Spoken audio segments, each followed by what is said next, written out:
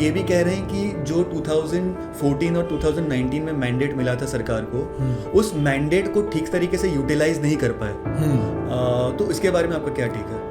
नहीं, देखिए, 2 टर्म कोई डेमोक्रेसी में छोटी बात नहीं होती है। उसके बाद भी सिंगल लार्जेस्ट पार्टी बनना एंड 240 सीट्स लाना is no mean feat. Governance की अगर बात करें और इस करंट जो पॉलिटिकल सिनेरियो उसकी बात करें, तो क्या आपको लगता है कि करंट गवर्नमेंट का परफॉर्मेंस आगे आने वाले सालों में जो है वो इम्प्रूव होगा, या they will have a tough competition which they didn't have in the previous few elections? See, I mean, that is something which you and me as एक देश के आम नागरिक की तरह बोलना बहुत मुश्किल है। बट गवर्नमेंट का इंटेंट बहुत क्लियर होता है कि जो पब्लिक का उसे मैंडेट मिला होता है वो उसे पूरा करना होता है, जो उसने प्रॉमिसेस किए होते हैं वो उसे पूरा करना होता है। हमने काफ़ी चीज़ें 10 साल में बदलते देखी भी है। So we'll start our conversation with our today's guest, Mr. Kailash अधिकारी. नमस्ते कैलाश जी. नमस्ते, थैंक यू सो मच। मैं आपको कैलाश जी बुलाऊं, कैलाश भाई कैलाश बुलाओ, सिंपल करो, कैलाश नहीं, कैलाश नहीं, कैलाश भाई बुलाता हूँ. ठीक है, चलो चले, as you deem fit. Yes. तो कैलाश भाई, एंटरटेनमेंट की आज हम बात करेंगे, हम मीडिया की बात करेंगे, हम न्यूज की बात करेंगे. पॉलिटिक्स की बात मैं करना चाहता हूं, बट उसे हम अवॉइड करेंगे क्योंकि काफी कॉम्प्लिकेट हो जाता है वो सिचुएशन. हालांकि अगर हम मीडिया की बात करें तो अनफॉर्चुनेटली और फॉर्चुनेटली पॉलिटिक्स उसका एक हिस्सा बन जाता है. But we'll just touch and go and we'll basically talk about more informative things so that our viewers understand about certain topics. तो मेरा पहला सवाल आपसे ये है कि क्योंकि आप मीडिया इंडस्ट्री से आते हैं, आपने इंडिया का एक इमेज बनते हुए देखा है, और पिछले कुछ सालों में हमने देखा है कि जो ग्लोबल पर्सपेक्टिव है इंडिया एज अ नेशन वो बदला है. और ब्रांड इंडिया की जब हम बात करते हैं तो एक ब्रांड इंडिया का एक पॉजिटिव इमेज बना है, और ज्यादा से ज्यादा कंट्रीज तक, ज्यादा से ज्यादा लोगों तक इंडिया का नाम पहुंचा है. तो इस टॉपिक के बारे में आपका क्या टेक है? देखिए, India is about 20% of the world. आज आप पूरे विश्व की आबादी देखें तो लगभग 800 करोड़ लोगों की है. आज भारत अगर 150 करोड़ है, around that, and the most populous country in the world, so we are 20% of the world. And कहीं ना कहीं जो हमारे ऑनरेबल फॉरेन अफेयर्स मिनिस्टर है डॉक्टर जयशंकर जी, उन्होंने एक बार कहा भी था कि we should not be taken lightly, and because of the fact that we are 20% of the world. अब बात ऐसी है कि जो हमने देखा है कि 2014 के बाद हमने अपनी वर्थ जानी है, to be very honest with you. उसके पहले भी इंडिया एक सुपर, मतलब एक पावर था, लेकिन कहीं ना कहीं जैसे होता है ना, कभी कभी हीरे को भी नहीं पता होता कि उसकी चमक क्या है.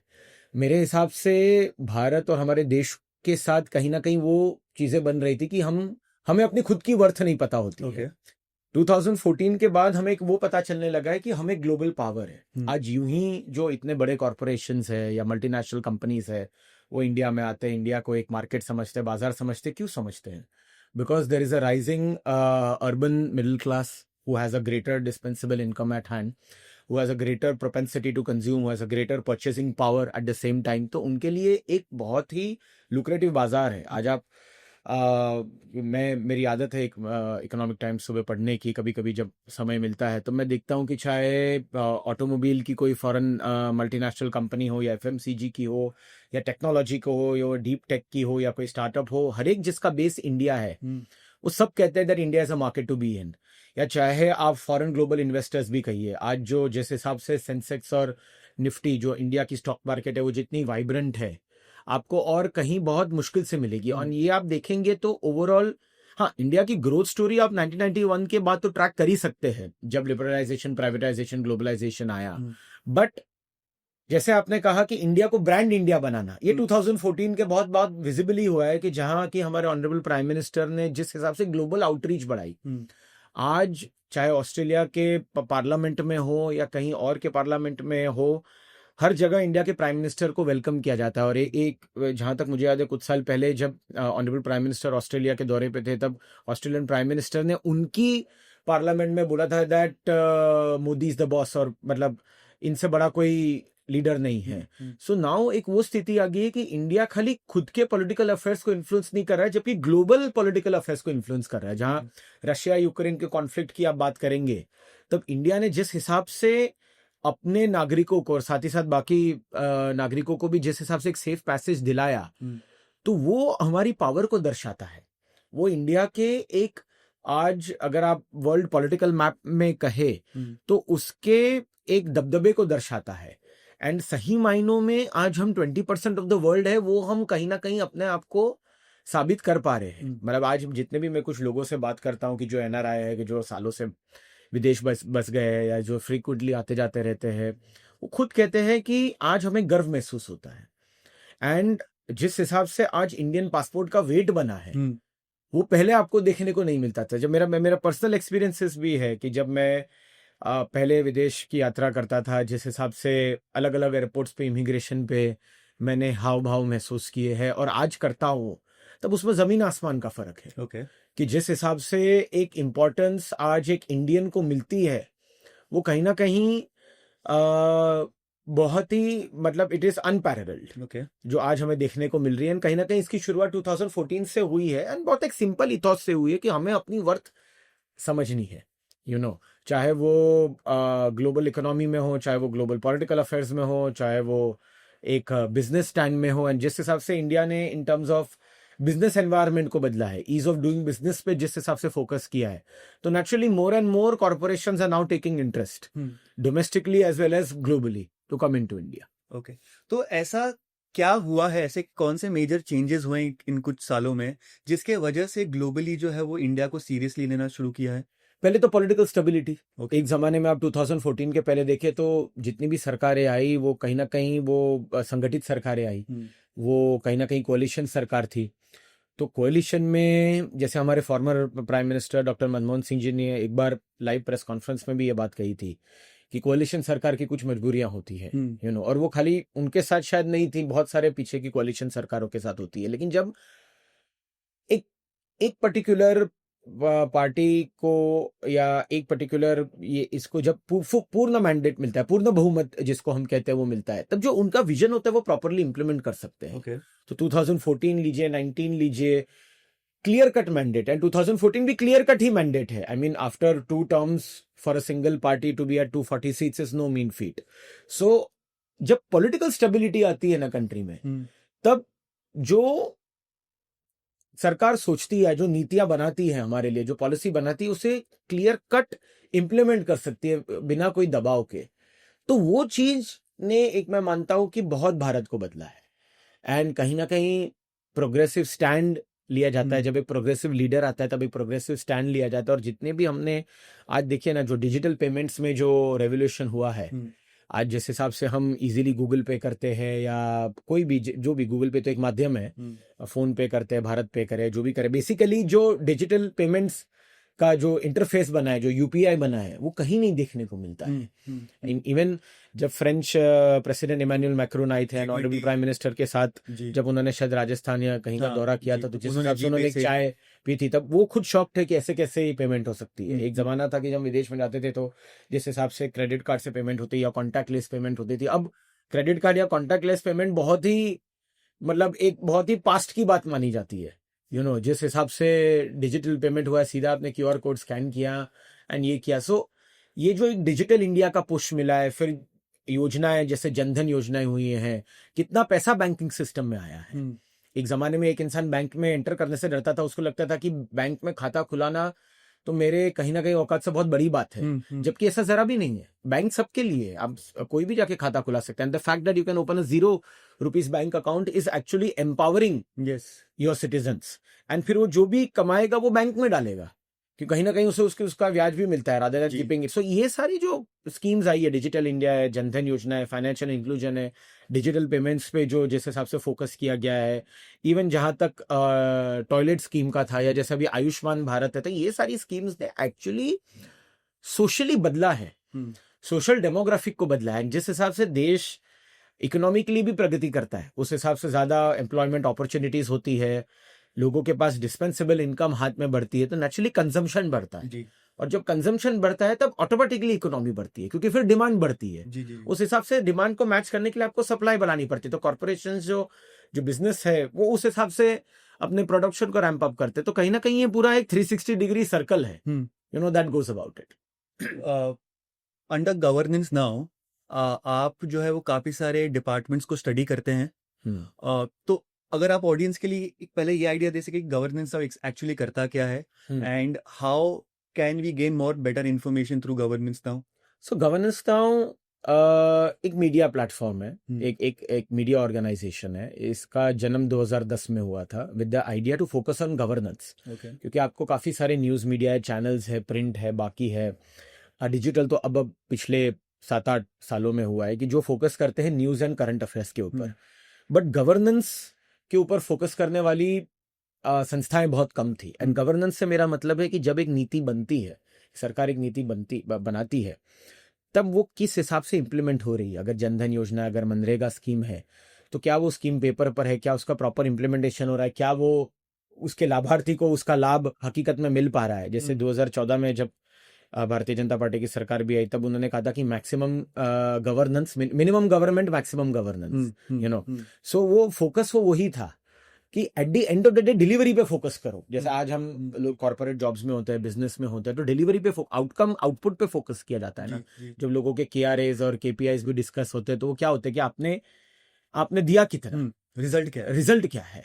तो गवर्नेंस नाउ इस इथॉस से निकला था कि हमारे आसपास जो भी चीजें हो रही है उसका रिजल्ट क्या है। अगर यूपी में मनरेगा स्कीम है या फला कोई, फॉर एग्जाम्पल कह रहा हूँ कि फॉर एग्जाम्पल किसी एक मिल्क डिस्ट्रीब्यूशन स्कीम है किसी राज्य में, तो क्या वो बराबर इंप्लीमेंट हो रही है। तो बेसिक उसके आइडियाज थे कि पॉलिसी पे बात करो, पॉलिटिक्स पे तो आ ही जाता है जब आप एक न्यूज़ की बात करते हो, बट रिसर्च करो, पॉलिसी पे बात करो, परफॉर्मेंस पे बात करो। सो गवर्नेंस नाउ का जन्म वहां से हुआ था एज ए प्रिंट मैगजीन, और फिर बदलते समय के साथ 2019 के बाद हमने उसको कंप्लीट फॉर्मेट में कर दिया। It's an magazine and a website now. And 2013-14 में जब मैं पर्सनली गवर्नेंस नाउ के साथ जुड़ा, तब मैंने उसमें काफ़ी सारे कैपेसिटी बिल्डिंग सेमिनार्स करना शुरू किया। अब कैपेसिटी बिल्डिंग सेमिनार्स क्या होते हैं, बेसिकली जो हम इवेंट्स देखते हैं, सामान्य शब्दों में उसे इवेंट्स कहा जाता है। तो हमने देखा कि जितने भी गवर्नमेंट स्कीम्स हैं, कहीं ना कहीं गवर्नमेंट को भी उसका प्रचार करना होता है। तो हमने जितने भी गवर्नमेंट थीम्स थे, जो मेजर गवर्नमेंट थीम्स थे, इसके स्कीम्स थे, उनको एक एजेंडा के रूप में बनाना शुरू किया, उसके ऊपर रिसर्च करना शुरू किया और एक कॉन्फ्रेंस किया कि जहां हम गवर्नमेंट के कनेक्टेड डिपार्टमेंट के लोगों को बुलाए, वो स्कीम्स के बारे में बोले, सामने ऑडियंस हो, और कॉर्पोरेट्स इंटरेस्ट लेते हैं कि आके सुनने में कि उनके लिए what is in store for them, how they can collaborate best with the government to grow business for the entire society and for the nation building में कैसे जुड़े। तो उस हिसाब से हमने करना शुरू किया। फाइनेंशियल इंक्लूजन एक थीम है, पब्लिक सेक्टर अंडरटेकिंग्स एक थीम है, डिजिटल इंडिया एक थीम है, रेलवेज एक थीम है। तो ऐसे करते करते 2014 से लेके 24 तक, अब तक 10 साल में, एग्जैक्ट फिगर तो मुझे नहीं पता, बट 120 के ऊपर सेमिनार्स कर चुके हैं। हाल ही में अभी बस 2 दिन पहले भी कल ही रादर एक सेमिनार ही करके आज सुबह ही लौटा हूँ। तो डिजिटल ट्रांसफॉर्मेशन समिट, तो इस हिसाब से हम करते जाते हैं। जैसे स्मार्ट सिटी जब आया था, उस पे गवर्नेंस नाउ ने 10 शहरों में जाके स्मार्ट सिटी सेमिनार्स किए कि भाई वो जो शहर है वहाँ का जो अर्बन डेवलपमेंट डिपार्टमेंट है, म्यूनिसिपल कॉर्पोरेशन है, वाटर सीवेज डिपार्टमेंट है, ये सब इसको क्या इंप्लीमेंट कर रहे हैं to make it a smart city, and how can the corporate sector best collaborate with the government to make it happen. So governance now का इथॉस ये है, अगर आप उसकी वेबसाइट भी देखेंगे, so basically focusing on research and policy. Okay, मैं एक सवाल पूछूंगा और उससे रिलेटेड एक फॉलोअप सवाल होगा। ये एक लेमेंस पॉइंट ऑफ व्यू से मैं आपको पूछना चाहता हूँ कि जब, जैसे आपने कहा कि गवर्नेंस नाउ और ऐसे काफ़ी सारे ऑर्गेनाइजेशंस हैं जो ऐसे सेमिनार्स रखते हैं जहाँ पे गवर्नमेंट रिप्रेजेंटेटिव्स एंड कॉर्पोरेट्स आते हैं और इनके बीच डिस्कशन होता है, तो क्या वो डिस्कशन सिर्फ उस इवेंट तक लिमिटेड रहता है या उसका एक पॉजिटिव इम्पैक्ट देखने मिलता है? क्या गवर्नेंस नाउ में ऐसा कोई कॉन्वर्जेशन रहा है जिसको हमने एक फ्रूटफुल डेवलपमेंट होते हुए देखा है? देखिए, जो भी डिस्कशंस होते हैं उसका, गवर्नेंस नाउ की अगर बात करूं तो उसके फिर रिपोर्टिंग भी होती है जी, किसने क्या बोला, उसकी हम एक या तो किताब तैयार करते हैं या किताब तैयार करते हैं जो वेबसाइट पे भी होती है, और सभी स्टेक होल्डर्स को डिस्ट्रीब्यूट भी करते हैं। जहां तक इम्पैक्ट की बात करूं तो गवर्नेंस नाउ ने पिछले 10 साल में बहुत ऐसी स्टोरीज की है कि जिन्होंने इम्पैक्ट भी किया है। गवर्नेंस नाउ की एक रिपोर्ट इवन भारत के फाइनेंस बिल में प्रस्तुत हुई थी, और जो बाद में देश के बजट का पार्ट भी बना। तो ऐसा नहीं है कि जो इवेंट में बातें होती है वो इवेंट तक ही सीमित होती है। हाँ, कुछ बातें हो सकती है जो इवेंट तक सीमित हो, लेकिन जो मुद्दे की बातें होती है वो जरूर बाहर निकल के आती है और डॉक्यूमेंट भी होती है। और अगर जो ऑर्गेनाइजर है, अगर वो एक सीरियस संस्था है, तो जरूर वो ये कोशिश करती है कि वो ठीक ढंग से डॉक्यूमेंट हो और फिर वो उसका फैलाव भी हो, और जहाँ उसे पहुंचना चाहिए उस बात को, बात पहुंचे भी। मैंने इसलिए आपको ये सवाल पूछा, मैंने कहा कि एक फॉलोअप क्वेश्चन आएगा कि आपने एक नेशन का एक प्रोग्रेसिव साइड बताया है, पर ऐसे काफी सारे एजेंसीज हैं, ऐसे काफी सारे ग्रुप्स हैं जो ये कह रहे हैं कि डेवलपमेंट एक्चुअली हुआ नहीं है और सिर्फ पेन एंड पेपर पे सीमित है। और आप भी जब न्यूज़पेपर्स पढ़ते होंगे, जब आप रिसर्च करते होंगे, आई एम श्योर एक डिटेल रिसर्च होता होगा, तो एक नैरेटिव क्रिएट किया जा रहा है, if I am not wrong, जहाँ पे डेटा को, जहाँ पे जो है वो नेशन के डेवलपमेंट को जो है वो ये क्वेश्चन किया जा रहा है कि गलत डेटा दिया जा रहा है। तो उसके बारे में आप क्या कहेंगे? आई एम श्योर आप ऐसे हाँ, situations नैरेटिव देखिए, कुछ लोगों का नैरेटिव हो सकता है। जैसे जब भारत के इलेक्शंस हो रहे थे 2024 में, मैं एक बहुत बड़े globally renowned international news channel पे गया था, 2-3 बार गया था, जब वो इंडियन इलेक्शंस को कवर कर रहे थे। तब मैंने एक चीज़ नोटिस की कि जब वो कुछ सवाल कर रहे थे तो मतलब एक थोड़े वन साइडेड सवाल लग रहे थे। तो हर एक का एक अपना नैरेटिव ज़रूर होता है। हालांकि न्यूज़ मीडिया में रहने के बाद आपका नैरेटिव नहीं होना चाहिए। एक वो जहाँ तक मीडिया एक फोर्थ पिलर ऑफ डेमोक्रेसी है, आपका जो दायित्व बनता है वो निष्पक्ष होने का बनता है। कुछ फॉरेन मीडिया जो है, क्योंकि उनके वेस्टेड इंटरेस्ट हो सकते हैं, तो इंडिया की ग्रोथ स्टोरी को दबाना चाहते हैं। बट अगर देखिए फैक्ट है और अगर वो सच्चाई है तो बहुत ज्यादा दब भी नहीं सकती। Number speaks for itself. And हम खुद भी देखते हैं ना, आज आप इंफ्रास्ट्रक्चर डेवलपमेंट के काम देखिए हमारे ही शहर में, अगर मुंबई में देखिए तो कोस्टल रोड को देखिए, मेट्रो को देखिए, तो ये सारी चीजें तो हुई है ना, अटल सेतु को देखिए, तो ये सब कोई पेपर पे थोड़ी है, फैक्ट आपको दिख भी रहा है ना। दिल्ली में आज, दिल्ली जैसे शहर में मैक्सिमम पूरा शहर मेट्रो से कवर्ड है, फिर भी अभी अगली एक लाइन आने वाली है। कितने नागपुर में मेट्रो, मतलब कितने कानपुर में मेट्रो शायद बन रही हो। इंफ्रास्ट्रक्चर, हाँ, मतलब आज बॉम्बे दिल्ली जो इंडस्ट्रियल कॉरिडोर बन रहा है, महाराष्ट्र में मुंबई नागपुर समृद्धि एक्सप्रेसवे बन रहा है।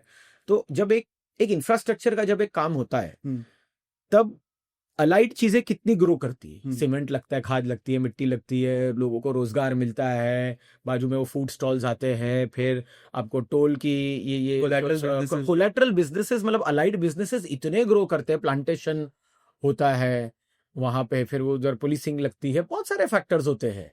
मतलब एक पूरी इकोनॉमी उस हिसाब से ग्रो करती है। सो ये एक नैरेटिव कुछ बना सकते हैं कि जिनको इंडिया की ग्रोथ स्टोरी से दुख लगता है। आज we are the 5th largest economy, UK को हमने ओवरटेक कर दिया है। तो अभी विजन है इस सरकार का और ऑनरेबल प्राइम मिनिस्टर का कि 3rd लार्जेस्ट इकोनॉमी बने बाय द एंड ऑफ 2029। सो ये सारी चीजें खाली पेन पेपर पे तो नहीं हो सकती ना। As you and me as citizen हम चीजें देखते हैं। और देखिए, अगर हम देखिए पूरे तरीके से वेस्ट से कंपेयर करें तो यूएस को आज इंडिपेंडेंस मिले भी 200 साल के ऊपर हो गए। उस हिसाब से देखते जाए तो भारत को इंडिपेंडेंस मिले 75 साल हुए हैं, little more than that. So I mean, US के 75 साल के बाद यूएस कहाँ था और इंडिया के 75 साल के बाद इंडिया कहाँ है। अगर ये कोई दो चीजें मैप करे तो आपको पता चलेगा कि इंडिया कितना आगे है। जी यू नो।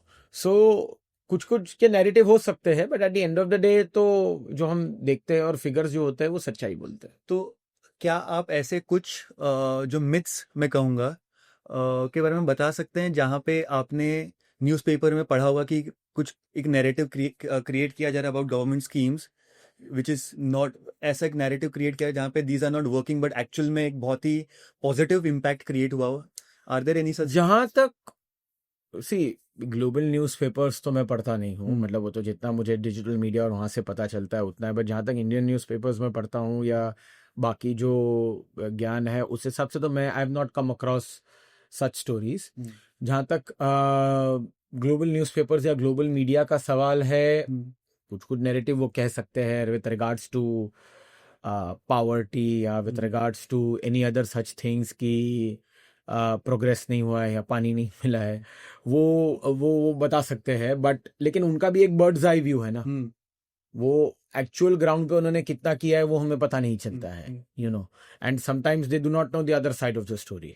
सो ऐसी चीज़ों पे मैं ज़्यादा तवज्जो भी नहीं देना चाहूँगा, क्योंकि जिनको नैरेटिव चलाना है वो कभी भी फैक्ट्स होंगे तो भी वो फैक्ट्स को हाइड करेंगे। ओके।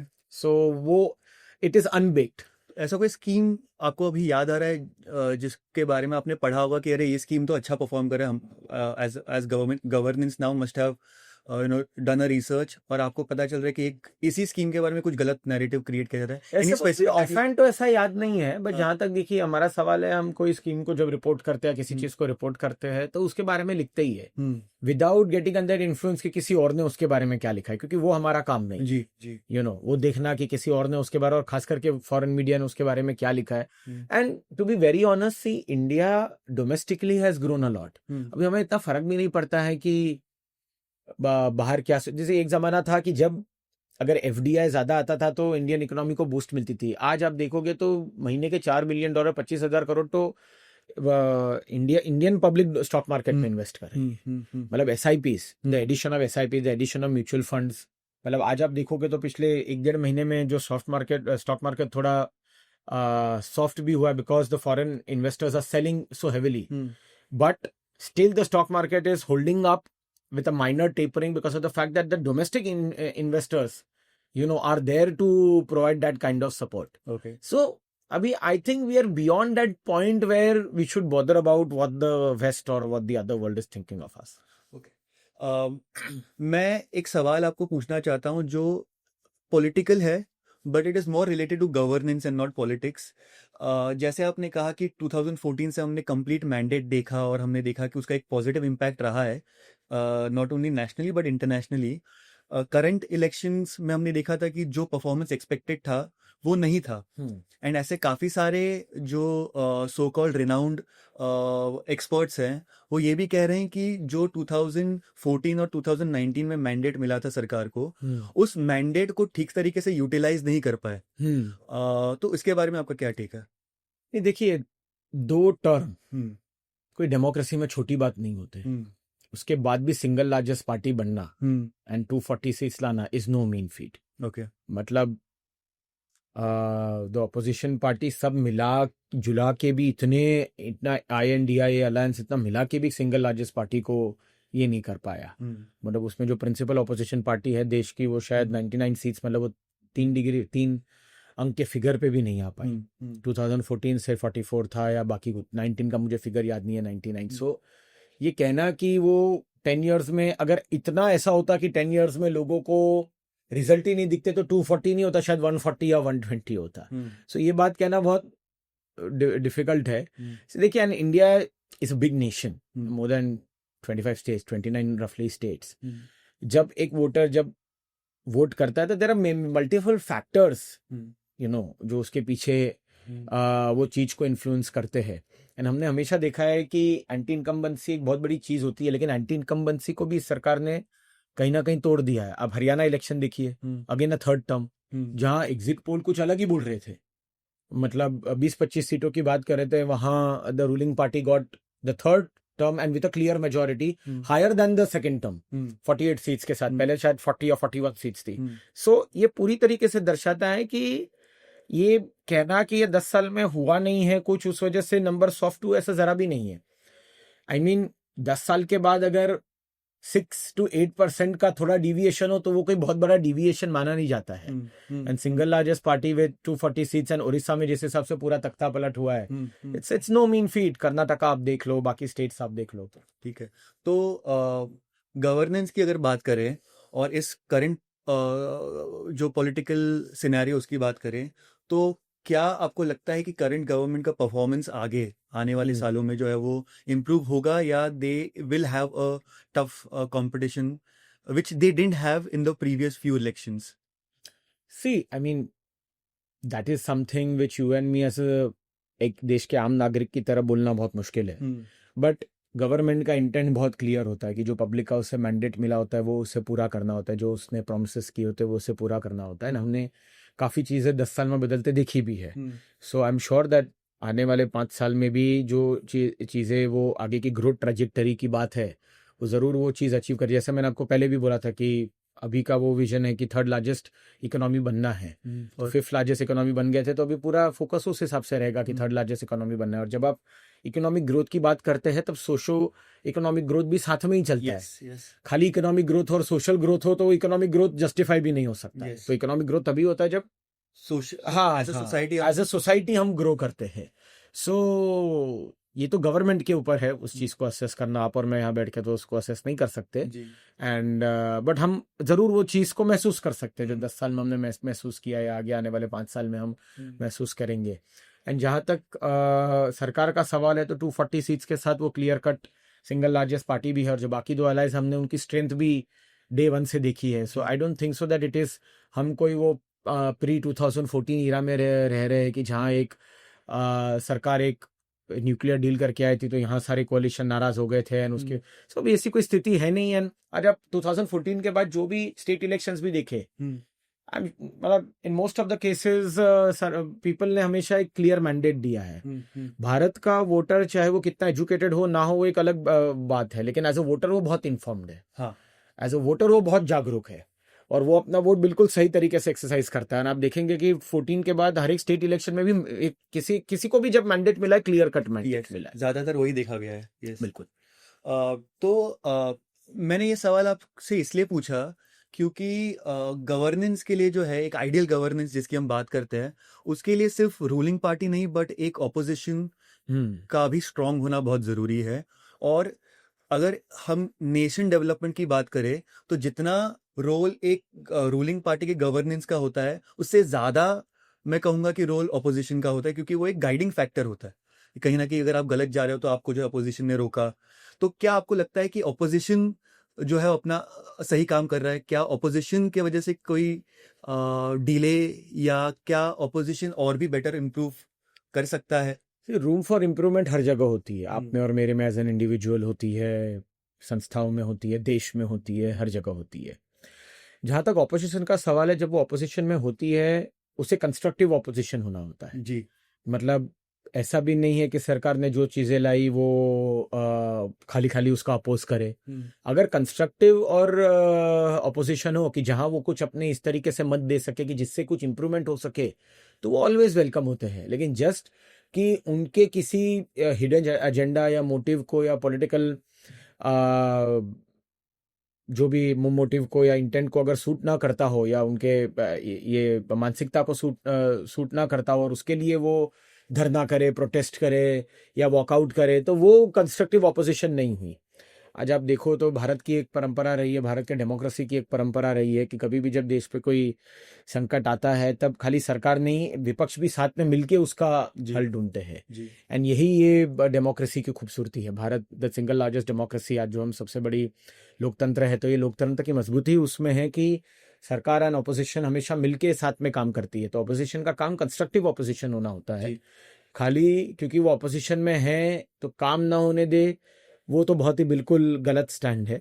एंड हमने हमेशा देखा है कि जब ऐसे भी कभी चीज़ें होती है तब और हमारी लोकसभा बहुत ही मैच्योर्ड है एंड जितने बड़े बड़े दिग्गज नेता भारत की पार्लियामेंट में चुन के गए हुए हैं वो अपना दायित्व बखूबी समझते हैं।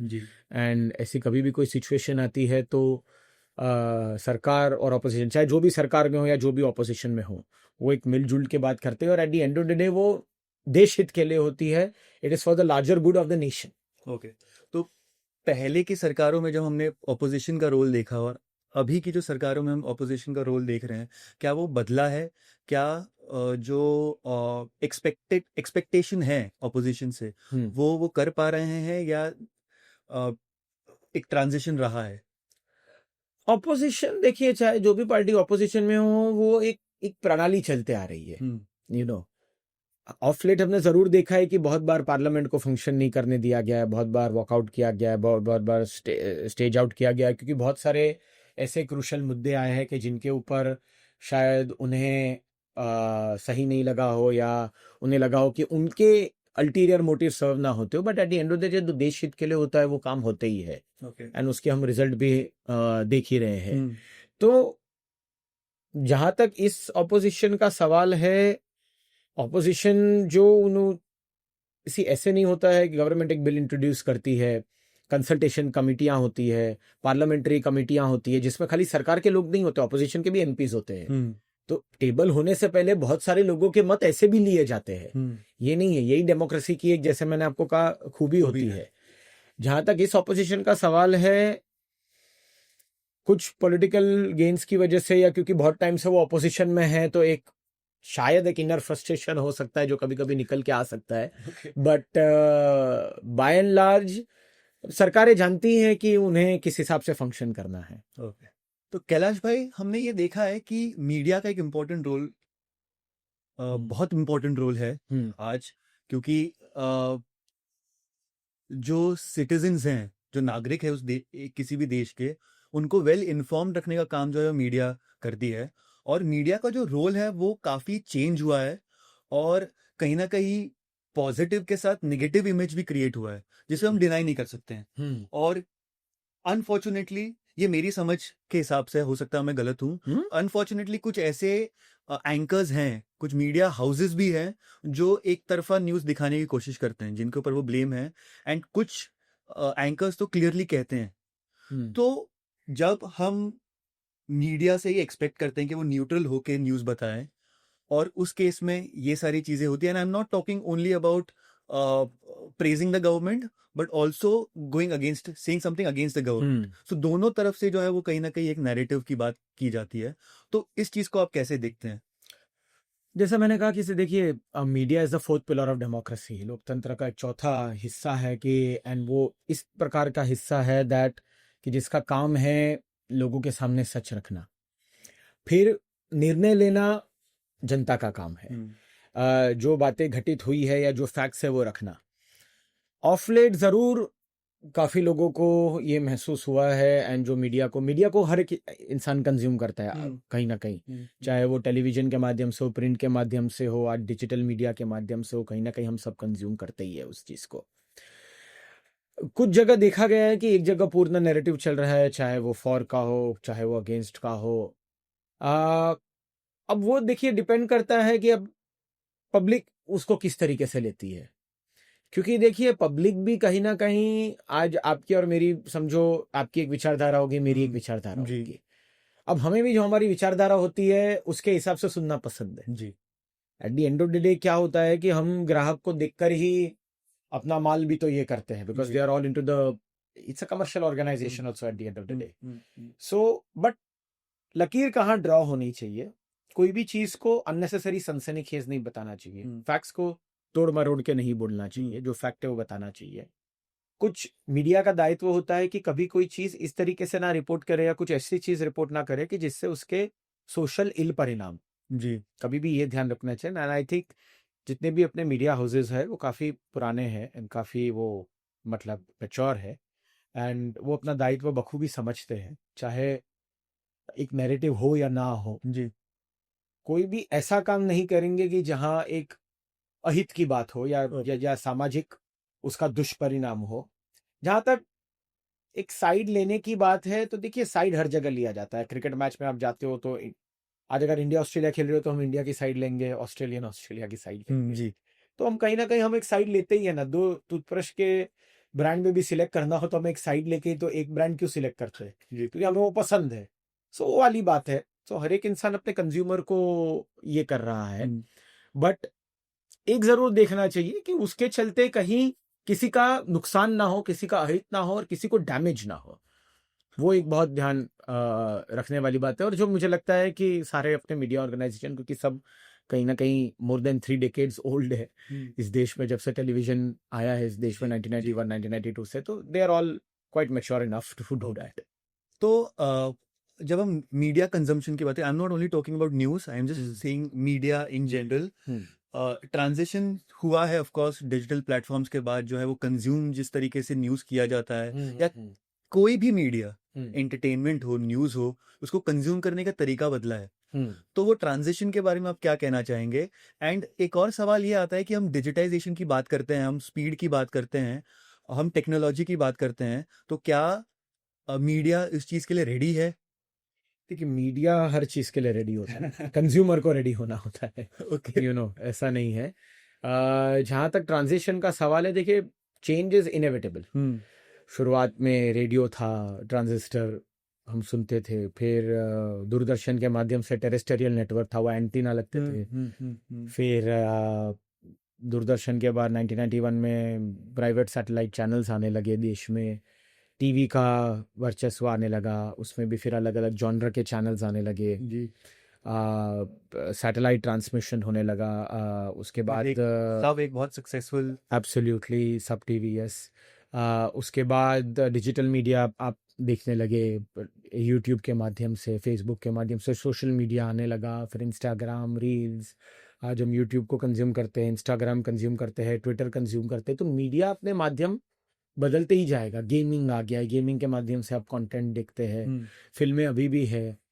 अगर आप ओवरऑल इंडियन मीडिया की ट्रैजेक्टरी देखें तो एक बहुत बड़ा सेक्टर है जिसमें प्रिंट है, टेलीविजन है, आउटडोर है, लाइव इवेंट्स है, डिजिटल मीडियम है, बाकी भी सारी चीज़ें हैं। एंड इंडिया एक ऐसा कॉम्प्लेक्स मार्केट है या फॉर्चुनेट इनफ मार्केट है कि जहाँ सब ग्रो कर रहा है। मुझे याद है जब टीवी देश में नया नया आया था तब everyone wrote the obituary of print, लोगों को लगा प्रिंट मर जाएगा, बट ऐसा है नहीं। प्रिंट भी आज ये देश में 4-5% से ग्रो कर रहा है। इट्स रफली around, I have not exactly known the figure, but 19-20 हज़ार करोड़ की इंडस्ट्री प्रिंट आज भी है। किसे television is about $10 billion industry in this nation. और आज ही जो मीडिया के बहुत ही सम्मानित प्रोफेशनल है, जो कि आज जियो स्टार के वाइस प्रेसिडेंट है, मिस्टर उदय शंकर, उन्होंने आज ही एक इंटरव्यू में कहा है कि I don't see the death of television in this country. Linear television जो हम ये केबल और डीटीएच के माध्यम से देखते हैं, जस्ट बिकॉज डिजिटल मीडिया आ गया तो टीवी देखना कम हो जाएगा, वैसा नहीं है। सैटेलाइट टेलीविजन जो हम देखते हैं। So India is a market की जहाँ see there is an upwardly urban market जिसे हम इंडिया कहते हैं, फिर एक भारत है जो कि एक एस्पिरेशनल इंडिया है जिससे कि आगे बढ़ना है, जिसे वो अपॉर्चुनिटी मिल रही है। आज अब गांव गांव से रीले दिखते हैं, यूट्यूब का कंजम्पशन कितना बढ़ गया है। I mean it is the largest award platform, if I am right by my figures. So I don't know whether it's India और ग्लोबली, बट कहीं मैंने पढ़ा था कि 100 करोड़ आवर्स यूट्यूब देखा जाता है।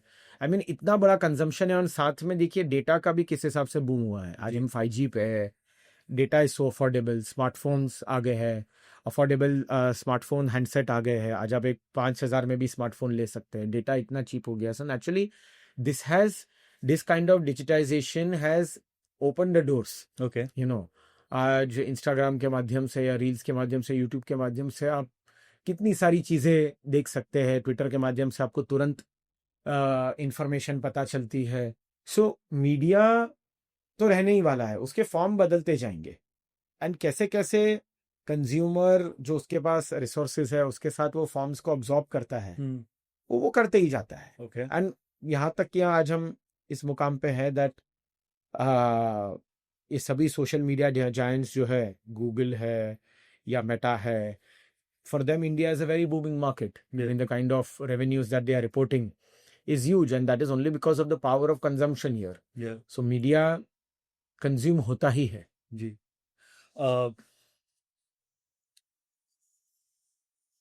जब न्यूज़ की बात आती है तो न्यूज़ रिपोर्टिंग वैसे भी एक बहुत ही क्विक जॉब माना जाता है, जहाँ पे आपको जो है न्यूज़ और यहाँ पे एक स्टोरी ब्रेक हुई और आपको रिपोर्ट करना है। और आज के टाइम में जहाँ पे डिजिटल प्लेटफॉर्म आ चुका है, where the speed has even fasten, जो एक्सेलरेशन है वो काफी बढ़ा है। तो मीडिया कैसे इसे मैनेज करते हैं? क्यूरियोसिटी ये होता है कि अरे ये न्यूज़ पहले था कि आप न्यूज़ हुआ अखबार में, दूसरे दिन आपने पढ़ लिया। उसके बाद था कि न्यूज़ हुआ, उसके बाद 3-4 घंटे बाद टेलीविजन पे टेलीकास्ट होगा और आप देखेंगे। आज लाइव लोग जो है वो देखते हैं और आज जो है वो मिनटों के अंदर जो है वो न्यूज़ फैलता है। तो वो जो ट्रांजिशन और जो स्पीड है उससे कैसे कोप अप करते हैं? मुझे खाली ये जानना है कि हाउ डज दैट हैपन? सो जैसे मैंने कहा ना, चीजें इवॉल्व होते जाती है, इंसान उसको अडॉप्ट करता जाता है। जैसे आपने कहा कि एक जमाने में खबर अगले दिन पता चलती थी, टेलीविजन न्यूज चैनल्स के माध्यम से 2-3 घंटे बाद पता चलती थी। या सोशल मीडिया के माध्यम से कहीं कुछ हुआ तुरंत ट्विटर पे किसी ने अपलोड कर दिया या ट्वीट कर दिया, इंस्टाग्राम पे डाल दिया, फेसबुक पे डाल दिया, जो भी है जो सोशल मीडिया है। कहीं कुछ हो रहा है तो तुरंत रिकॉर्ड करके डाल देते हैं। तो ये सारी चीजें मतलब एक कहीं ना कहीं एवोल्यूशन को दर्शाता है, आप आगे बढ़ते हो, यू नो। एंड जागरूकता भी है, अवेयरनेस है। एक अवेयरनेस से आती है, दूसरी एजुकेशन से आती है। If you are aware about it and if you have the knowledge and the means and the know-how to do it, then people do it. And कहीं ना कहीं हम पहले से एक टर्म सुन रहे हैं, सिटीजन जर्नलिज्म, कि जहां हम आम नागरिक को ही बोलते हैं कि आपके आसपास की कोई घटना है तो बताइए। तो आज जो हम देखते हैं कि तुरंत किसी ने ट्वीट किया, तुरंत किसी ने अपलोड किया, तो वो वही है, एक प्रकार का सिटीजन जर्नलिज्म ही है। एंड आज हम वो कितने बखूबी उसको एक पावरफुल टूल की तरह भी यूज करते हैं। इफ यू आज आप एक रेस्टोरेंट मान लीजिए गए, आपको सर्विस नहीं पसंद आई, आप तुरंत उसके ट्वीट बारे में हाँ ट्वीट कर दोगे या लिख दोगे। और आज आप कितने भी होटल्स में जाइए, उन दे आर ऑल केयर्ड, उनको ये नहीं ज्यादा पड़ी होती है कि आप उनके फीडबैक रिव्यू, उनके मेल को क्या दे रहे हैं, आप उनके बारे में booking.com पे क्या लिख रहे हैं, या जो भी ऐसे हाँ प्रकार की ट्रैवल साइट्स होती है, मेक माई ट्रिप, या उस पर आप क्या रिव्यू दे रहे हैं। रेस्टोरेंट को लगता है आप मुझे जोमेटो या मतलब कहीं भी आप मुझे क्या रिव्यू दे रहे हो, या डाइन आउट पे क्या रिव्यू दे रहे हो, जी मतलब ये सब जो कॉमनली यूज्ड ऐप्स होते हैं। तो कहीं ना कहीं ये एवोल्यूशन को ही दर्शाता है। जैसे जैसे हम प्रोग्रेस करते जाते हैं, हर एक आज क्योंकि आपके हाथ में एक हैंडसेट है, डेटा है, तो आप अपने आप को एम्पावर्ड फील करते हो। जी एंड जब आप अपने आप को एम्पावर्ड फील करते हो, तो you within you have the urge to share it. So that is how it goes, and it's good at the end of the तो day. ये मीडिया हाउसेस को, न्यूज चैनल्स को, मैं मीडिया हाउसेस नहीं कहूंगा, स्पेसिफिकली न्यूज चैनल्स को उससे नुकसान नहीं हुआ होगा? क्योंकि नहीं। पहले जो है मुझे अगर न्यूज देखना था तो मैं न्यूज़पेपर और न्यूज चैनल पे डिपेंड करता था, पर आज मेरा डिपेंडेंस जो है वो सिर्फ न्यूज चैनल और न्यूज़पेपर पे नहीं है। तो बिजनेस वाइज जो है वो न्यूज चैनल नहीं, क्योंकि वो सबके डिजिटल आर्म्स तो है ही ना। हाँ आज आप एक न्यूज चैनल को खाली टीवी पे थोड़ी देख रहे हो। अगर कोई चीज हुई तुरंत उसके यूट्यूब चैनल पे वो अपलोड कर देंगे, या उसके ट्विटर से वो ट्वीट कर देंगे। जिसका न्यूज चैनल है उनको ये थोड़ी कहा जाता है कि तुम्हारा यूट्यूब या ट्विटर या इंस्टाग्राम नहीं हो सकता है। हो ही सकता है, तो उसके माध्यम से तो वो कर ही सकते हैं। तो ऐसा कुछ नहीं है। तो मतलब इट ऑल डिपेंड्स अपॉन कैसे वो अपने आप को एम्ब्रेस करते हैं। Yes okay. मेन बात वो जब हम मीडिया की बात कर रहे थे और हमने कहा कि कंटेंट इजीली एक्सेसिबल है, सिटीजन जर्नलिज्म की अगर हम बात करें तो it is nothing but an easy access to information. और इजी एक्सेस टू इन्फॉर्मेशन को हम पॉजिटिवली देखते हैं, बट उसका एक नेगेटिव एस्पेक्ट भी है। ठीक है, अब पेरेंटिंग की, जैसे मैं थोड़ा उसको डाइवर्ट करूंगा, पेरेंटिंग की जब बात करते हैं तो पहले ऐसा था कि जब शोज आते थे, ठीक है, टेलीविजन पे शोज आते थे, तो पेरेंट्स को चिंता नहीं होती थी कि कोई भी चैनल देखो सब में अच्छा ही बताएंगे, कुछ नेगेटिव इम्पैक्ट नहीं होगा। पर आज जो है वो पेरेंटिंग का एक बहुत बड़ा एस्पेक्ट देखा गया है, जहाँ पे parents are keeping watch on what their children are watching because of the consumption, because of the exposure. तो वो ट्रांजिशन जो है वो क्या हो रहा है, क्यों हो रहा है, मतलब वो आई एम श्योर कहीं ना कहीं नेगेटिव इम्पैक्ट है इस चीज का। नेगेटिव ऐसा नहीं है। देखिए, आई एग्री विथ यू कि एक जमाने में जो शोज आते थे दूरदर्शन के जमाने में, या ये वो फैमिली ओरिएंटेड शोज होते थे, फिर जैसे जैसे आप ज्यादा एक्सपोज होते हैं, I am sorry I am cutting for that matter, even सब टीवी, या अगर सब टीवी की हम बात करें तो सब टीवी पे सारे शोज जो आते थे वो आप शाम को 6 बजे से शुरू करिए और रात के 9-10 बजे तक देखते रहिए, आपको प्योर एंटरटेनमेट मिलेगा with clean comedy and parents were not worried TV देख रहे हैं। वो आज भी वरीड नहीं है। क्योंकि वो उसका इथोस वैसा रहा है। वो चैनल की स्थापना ही उन वैल्यूज पे हुई है कि जहाँ सब साथ में मिलके बैठ के देख सके, एक इंडियन फैमिली वैल्यूज को ध्यान में रखते हुए। क्योंकि eight the end of the day हमें वो देखना जरूर पसंद आता है जो हमारे आसपास में हो, या जो जिसकी हम कल्पना करते हो, या एस्पायर करते हो, या जो चीज़ों को हम बिलीव करते हो। Eight the end of the day वो कंटेंट हमें पसंद आता है। जहाँ तक बाकी कंटेंट का सवाल है, देखिए क्या हो जाता है कि एंटरटेनमेंट की भी डेफिनेशन, परिभाषाएं बदलते जाती है। पहले के कहानियाँ बिल्कुल अलग होती थी, रूटेड होती थी, ये होती थी। एंड पहले 1-2 चैनल ही होते थे, वीकली शोज आते थे, हफ्ते में एक बार उनका एपिसोड आता था। आज फॉर्मेट बदल गया है। आज न जाने कितने जनरल एंटरटेनमेंट चैनल्स हैं जो आपको सीरियलें देते हैं, वो डेली आ गए। तो रोज रोज का कंटेंट निकाल के देना भी it's not a no mean feat, उसमें कहीं ना कहीं थोड़ी बाउंड्रीज जरूर पुश हो जाती है। But I think we are quite, in terms of film and television, we are quite censored enough, क्योंकि एक पूरी रेगुलेटरी मैकेनिज्म है in place. Even in television की अगर एज अ व्यूअर आपको कुछ आपने देखा और आपको सही नहीं लगा, आप तुरंत कंप्लेन कर सकते हैं। एंड वो कंप्लेन फिर चैनल को डायरेक्ट होती है, उसको उसका एक्सप्लेनेशन देना होता है। सो इतना आसान नहीं है कुछ भी दिखा देना। हाँ, ओटीटी पे अब तक वो चीजें फ्रेम नहीं हो पाई है, but government is trying hard to regulate in one or the other manner. Because OTT क्या है कि एक जमाने में जब आया था तभी it was more of a personal screen experience, आप अपने मोबाइल पे देख रहे हो यार। लेकिन कोविड के बाद देखा गया है कि now it's become a family experience. तो आप देखेंगे अभी भी ओटीटी पे there are so family oriented shows also coming. That edgy stuff is also there, but then it all depends upon you कि वेदर अभी कितने सारे एप्स पे वो पेरेंटल कंट्रोल भी आ गया। अगर माँ बाप ने अकाउंट खोला है तो वो रिस्ट्रिक्ट कर सकते हैं for kids, for not kids, जब आप जी होम पेज में जाते हैं। सो वो सारी चीजें जरूर है। अब देखिए जब एवोल्यूशन होता है तब हर दिशा में होता है। अब वो आपको नक्की करना होता है या डिसाइड करना होता है कि आपको क्या दिखाना है या क्या देखना है। Eight the end of the day आज आपके हाथ में स्क्रीन आने के बाद, पहले स्क्रीन खाली आपके ड्राइंग रूम या टीवी पे था, अब आपके हाथ में स्क्रीन आने के बाद the world is quite infinite in that manner. हमने मीडिया की बात की, हमने शोज की बात की।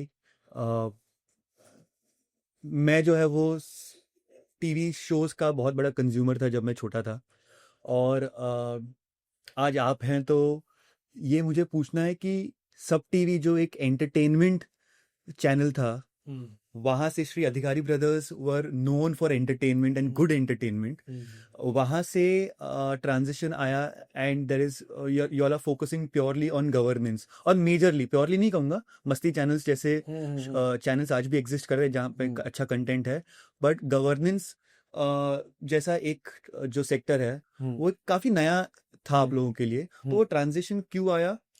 सी ट्रांजिशन नहीं बोलूंगा, वो एडिशन था। Governance now is a part of the network, it's a part of the business, and वो एक जैसे मैंने आपको कहा पब्लिक पॉलिसी प्लेटफॉर्म है, बट वो है तो एंटरटेनमेंट नहीं है, वैसा नहीं है। श्री अधिकारी ब्रदर्स हमेशा से एंटरटेनमेंट में रहे हैं, चाहे वो सब टीवी हो, फिर मस्ती हो, दबंग हो, माई बोली हो, तो मेन तो कंटेंट एंड ब्रॉडकास्टिंग हाउस है जो जिनका मेन काम है कंटेंट प्रोड्यूस करना एंड अपने चैनल्स के माध्यम से एंटरटेन करना।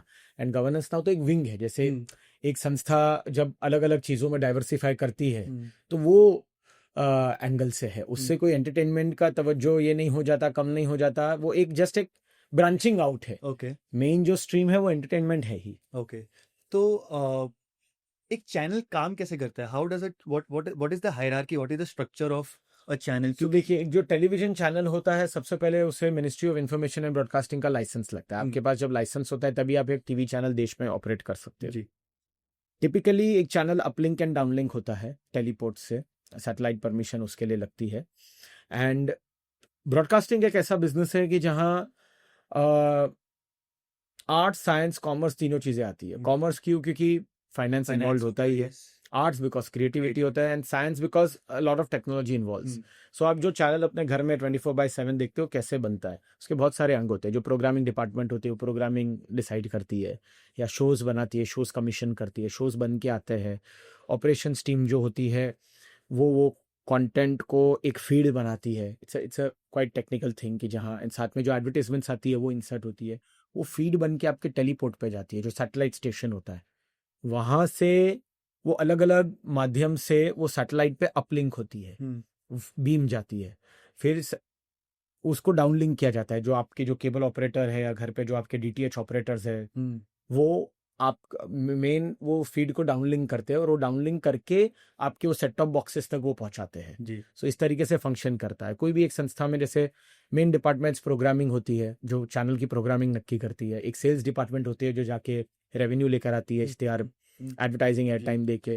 ऑफकोर्स ऑपरेशंस डिपार्टमेंट बहुत वाइटल होता है। फिर प्रोमो एंड ग्राफिक्स डिपार्टमेंट होता है जो आप एस्टेंस देखते हैं, जो आप लोगो देखते हैं, जो आप प्रोमोस ब्रेक पैटर्न्स देखते हैं, वो आपके एडिट एंड ग्राफिक डिपार्टमेंट करते हैं। उसके अलावा फिर आपके फाइनेंस डिपार्टमेंट होता है, आईटी एक बहुत बड़ा डिपार्टमेंट होता है कि जो इस पूरे चीज़ को ओवरव्यू करता है। अब जैसे काफ़ी सारा इंफ्रास्ट्रक्चर क्लाउड पे हो गया, कंटेंट क्लाउड पे स्टोर हो जाता है, वहाँ से फीड बनती है, कोड होके कंटेंट वो फीड में आ जाता है, फीड फिर अपलिंक होती है। सो इस प्रकार से एक पूरे चैनल के ऑपरेशंस चलते हैं। तो चैनल की जब हम बात करते हैं और शोज की बात करते हैं तो एक काफी कॉमन टर्म सुनने मिलता है जिसके बारे में लोग बात करने लगे हैं और ज्यादा, और जब से in general media content, cringe content जिसे कहते हैं, वो आने लगा है, तो लोगों ने बात करना शुरू किया है कि टीआरपी के लिए लोग करते हैं। तो ये टीआरपी क्या होता है और टीआरपी क्यों इतना इम्पोर्टेंट रोल प्ले करता है? टीआरपी इसके लिए इतना इंपॉर्टेंट रोल प्ले करता है बिकॉज आपकी रेवेन्यू उसके ऊपर डिपेंड करती है। जब आप एक एडवर्टाइजर आपके चैनल पे ऐड देता है, आपको पैसे देता है, तो वो इसके लिए देता है ताकि लोग ये अज्यूम करते हुए कि लोग आपको देख रहे हैं, और उसका बैरोमीटर क्या? उसका बैरोमीटर टीआरपी है। ये तो कैसे पता चलेगा कि लोग आपको कैसे देख रहे हैं? जिस चैनल के टीआरपी हाई होते हैं एक्चुअली वो ज्यादा एडवर्टाइजिंग रेवेन्यू डिमांड कर सकता है। So and TRP is a relation of how much are you available, the reach, के चैनल की रीच कितनी है, और दूसरा रीच होने के साथ साथ कितना लोग आपको कंज्यूम करे, टाइम स्पेंड आपको कितना देखा जाता है। एंड तो उसका एक ये बैरोमीटर होता है। एंड जो चैनल में अलग अलग चैनल में अलग अलग जॉनर के चैनल में जब लोग बैठते हैं तब वो टीआरपी के एनालिसिस स्टडी करते हैं, उसमें बहुत ग्रैन्युलर डेटा मिलता है, कौन से रीजन से कौन आपको देख रहा है, कौन मेल फीमेल, क्या एज ग्रुप, कितना देख रहा है, कितना नहीं देख रहा बाहर है, से जो डेटा सारा बाहर से जो डेटा आता है उससे आपको पता चल जाता है। तो उसके हिसाब से प्रोग्रामिंग डिवाइस होती है। जैसे मैंने आपको कहा कि कमर्शियल संस्था eight the end of the day consumer के लिए है। अगर उन्होंने कुछ चीज दिखाई, अगर उनको लगा कि कंज्यूमर इसे पसंद करता है, एक्चुअली वो ज्यादा परोसेंगे, वो वाली बात होती है। आई एम श्योर जब सब टीवी पे शोज आते थे तो आपके भी काफी फॉन्ड मेमोरीज होंगे। एंड मैं इसलिए मैंने बार बार सब टीवी कहा होगा क्योंकि मेरे जैसे मेरे एज ग्रुप के जो लोग हैं उनके लिए other than other channels also SAB TV was one of the channels which we used to wait for. काफी सारे शोज आते थे। तो आपके कोई फॉन्ड मेमोरीज हैं सब टीवी के शोज को लेके? Any channel, any show which you loved, how the shows were made? So मैं 10 साल का था जब सब टीवी हमने लॉन्च किया था। I was hardly in 5th standard. हाँ, so naturally it was a big thing, yeah not only for me, for the entire family. And बहुत सारे शोज, क्योंकि मैं मेजरली कॉमेडी शोज थे, सो उनका काम ही था लोगों को एंटरटेन करना, हंसाना। सो नेचुरली मैं वो सारे शोज से बहुत डीपली जुड़ा हुआ हूँ as a consumer also, you know, from the other side of the table as well as from this side of the table. Office one of the most respected shows of Indian television, जिसने मुसद्दीलाल सारे Correct, एकदम yeah, records तोड़े in terms yes, of awards. And ये yes, साथ ही साथ yes boss which ran yeah, for more than 9 years। So ये काफी सारे शोज है कि जो मेरे काफी करीब है। Alif Laila, Alif Laila, yes, which is quite close to me. So क्योंकि एज ए कंज्यूमर भी मैं वॉच करता था, नॉट बिकॉज हम्म, हमने वो चैनल लॉन्च किया था, बट काफी एज ए कंज्यूमर भी, या तो मतलब मैंने बहुत कंज्यूम किया। सो दैट इज द हाँ, मैं इसलिए मैंने आपको पूछा क्योंकि जब हम एक्टर्स की बात करते हैं आज जो ऑफिस से एक्टर्स निकले हैं, मनोज पावा जी हो गए, देवेंद्र भुजानी हो गए, संजय मिश्रा हो गए, पंकज कपूर सर हो गए। तो ये सारे जो एक्टर्स हैं जो टीवी से निकले हैं और आज सिनेमा में हम देखते हैं तो हमारे लिए वो रिलेटेबल कंटेंट वही होता था कि अरे उनको यहाँ पे देखा है। और वहां से जो ट्रांजिशन हम देखते तो काफी मजेदार होता है। जब मतलब जब शोज ये बनते हैं तो व्हाट इज द प्रोसेस, अगर आप इसको शॉर्ट में समझा सकें? सो देखो कैसा होता है। सबसे पहले तो मैं कहूंगा कि ऑफिस में जितने भी महारथी एक्टर्स थे वो पहले से ही established. Yes yes yes. So वो उनका पहले से ही बहुत हाँ, बड़ा नाम था एंड उनकी वजह से सभी मतलब they added to the glory of office of and course. सारे सब सारे नेशनल तभी भी थे। एनएसडी के mostly pass outs. That I am not aware of, but जितना मैं जानता हूँ कि ये सभी बहुत ही पहले से ही बहुत ही एस्टैब्लिश्ड एक्टर्स जी थे। जी जी। सो जिनकी वजह से भी of course, and office was a team effort, not only just acting, writing the concept, everything. एक शो कैसे बनता है, एक आइडिया आता है, चाहे वो आइडिया डायरेक्टर को है, प्रोड्यूसर को है, राइटर को है, किसी को भी है। वो आइडिया को और डिटेल में एक्सपांड किया जाता है, कॉन्सेप्ट नोट बनाया जाता है, उसके बाद कैरेक्टर्स लिखे जाते हैं, कैरेक्टर स्केच लिखे जाते हैं, डिटेल स्टोरी लिखी जाती है, आगे का ग्राफ लिखा जाता है, फिर एपिसोडिक स्टोरीज लिखी जाती है, एक विजुअलाइज किया जाता है। उसके बाद जब वो ये सारी चीजें होती है और अगर एक चैनल को एक कंटेंट बनाना है या किसी को भी एक कंटेंट बनाना है, अगर वो उसमें विश्वास करता है तो वो उसे फिर शूट करता है। जी। एंड वो इसी विश्वास पे शूट करता है कि जो वो सुन रहा है या समझ रहा है, विजुलाइज कर रहा है, वो वैसा ही बनेगा और अच्छा बनेगा और ऑडियंस को पसंद आएगा। जी। At the end of the day तो वैसा ही है। आज कोई भी अगर एक एफएमसीजी कंपनी को एक नया बिस्किट ब्रांड लॉन्च करती है तो वो अपने कुछ समझ से लॉन्च करती है इस आशा पे कि कंज्यूमर को पसंद आएगा। सो कंटेंट में भी वही है, कंटेंट बनता है कंज्यूमर के लिए इस आशा के साथ कि उसको वो पसंद आए। एक सवाल, आखिरी सवाल है। बहुत सारे सवाल ऐसे मन में है पर वो कभी खत्म ही नहीं होगा, समय की एक तो आखिरी सवाल ये है कि जो हम स्टॉक मार्केट पे देखते हैं कि काफी सारे मीडिया चैनल्स जो है वो लिस्टेड हैं, पर कहीं ना कहीं उनका जो परफॉर्मेंस है वो ज्यादातर, मैं ये नहीं कहूँगा कि सभी के, पर ज्यादातर कंपनीज है जिनका परफॉर्मेंस उतना एक्सपेक्ट, जिस हिसाब से लोग इन्वेस्ट करते हैं और जो परफॉर्मेंस देखने का लोग विजन रखते हैं वैसा नहीं देख पाते हैं। तो उसके पीछे क्या, is there any specific reason behind that, या ये बस मीडिया एंटरटेनमेंट का वो? नहीं, ऐसा नहीं होता है। काफी सारी मीडिया कंपनी भारत के स्टॉक एक्सचेंज पे लिस्टेड भी है एंड काफी अच्छी साइजेस में भी है। देखिए हर इंडस्ट्री अलग होती है media as an industry is more of जिसमें नाम जुड़ा है। ये कहना गलत होगा कि उसमें ज़रा भी पैसा नहीं जुड़ा, ऐसा भी नहीं है। There are certain, see at the end of the day depend करता है कि कौन चला रहा है और क्या बिजनेस मॉडल है। सी कुछ मीडिया कंपनी लॉस में हो सकती है, कुछ मीडिया कंपनी प्रॉफिट में हो सकती है। ऐसे ये बात आप कोई भी कंपनी के लिए कह सकते हैं, ऐसा नहीं। आप टेलीकॉम में भी कुछ प्रॉफिट में कुछ लॉस में, स्टील में कुछ प्रॉफिट में कुछ लॉस में है, तो खाली मीडिया को ये बोलना ये गलत है। अब आप उसका इतना बड़ा स्टॉक मार्केट में मीडिया सेक्टर का साइज नहीं देखते क्योंकि इतनी कंपनियां नहीं है। Let us understand that at the end of the day. आज स्टील या बाकी कोई इंफ्रास्ट्रक्चर, स्टील, हाउसिंग या एफएमसीजी, ये the number of companies if you count is also large. उसके सामने मीडिया एज अ सेक्टर ही छोटा सेक्टर है। जी आप समझिए कितने कंटेंट प्रोडक्शन हाउसेस है। मीडिया के विंग्स क्या है? Content production house, platforms, broadcasting, news, print, digital अभी अभी आया है, makers behind it. So and जो मीडिया में जो मैक्सिमम लोग जुड़ते भी हैं वो एक इंडिविजुअल, जैसे आर्टिस्ट इंडिविजुअल होता है। अब वो कोई कंपनी बन के लिस्ट तो नहीं हो सकता जी। सो लेकिन जितने विंग्स या जितने उसके सब सेक्टर्स हैं वो एक लिमिटेड है, एंड उसमें जितनी कंपनी अपने आप को एक्सप्लोर कर सकती है उतनी करती है। Eight the end of the day सबके बिजनेस मॉडल पे डिपेंड करता है, सब किस हिसाब से बिजनेस करे, किस हिसाब से काम कर रहा है जी। एंड हर बिजनेस का एक साइकिल होता है, यू नो। कुछ सीजन आते हैं, कुछ ऑफ सीजन होता है जिसको हम कहते हैं। तो जैसे भैया डेकोरेटर का काम है तो वेडिंग सीजन में बढ़ता है, बाकी स्लैक रहता है। And at the end of the day it is all depends upon how you manage your balance sheet and P&L। It is, देखिए एविएशन की बात करें तो it is also very difficult sector जी। एक ऐसा सेक्टर है कि जहाँ नाम बहुत है बट फाइनेंशियली डिफिकल्ट है। Some companies are able to crack it very well. So वैसा ही मीडिया का भी है। Some companies are able to crack it, some are not able to crack it. But the crux lies in कि आप कैसे उसको सस्टेन कर सकते हो और कैसे एक विश्वसनीय ब्रांड बन सकते जी। At the end of the day it is that. Okay, तो हम अपने इस पॉडकास्ट के एंड पे आ चुके हैं और जाते जाते अगर आप ऐसा कोई एंटरटेनमेंट शो, ऐसा कोई movie, because Shri Adhikari brothers are also into film production, so ऐसा उनके जो फैंस हैं उनके लिए कोई एक ऐसा मैसेज जो आप देना चाहे, something they should wait for, something unique, something different, something new. Wait for का तो ऐसा है कि if things are under the wraps तो उसको पहले से प्रीमेच्योरली बोलना तो नहीं होता है।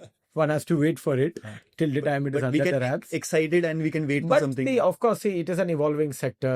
We always strive to create something new for the audiences. So there are a lot of things in the pipeline कि जो समय के साथ आती जाएंगी, और जो हमारा इंटेंशन और हमारी मंशा तो ये होती है कि वो कंज्यूमर को अच्छी लगे, कंज्यूमर को कुछ नया दे सके. So that is all. But yeah, the entire intent and crux is कि how best we can entertain our audience. Okay. Yes. जेन जीज के लिए एक लास्ट मैसेज आप दे दें, क्योंकि they are your future audience and they consume content a lot. So as from a media house, what will be your message short में? अगर एक I mean, it is not something that from my organization I would like to say. Just as an individual, I would like to say that it's always good to hear and see things which are at your disposal, जैसे आपने कहा, within the blink of an eye. But not always one should believe. See, एक जमाना था seeing is believing, but because अब social media के कारण rapidly हमें इंफॉर्मेशन इतनी फटाफट मिलती है that it could be fake news also. So not always seeing is believing, but yes, always believe in the power of entertainment, because at the end of the day, food is not the only thing that you consume. Entertainment is also what you consume, which makes you happier and makes you lighter. Okay. Yes. Yeah. Thank you so much. Thank you so much. I hope आप लोगों को ये show देख के मजा आया होगा. आप आपके जो रिव्यूज हैं, आपके जो कमेंट्स हैं, प्लीज हमें दीजिए. आपके कमेंट्स से हम काफी कुछ सीखते हैं, काफी कुछ इम्प्रूवमेंट करते हैं. और प्लीज इस चैनल को जो है वो लाइक, शेयर और सब्सक्राइब करना मत भूलिए. Thank you so much. See you again. Bye bye.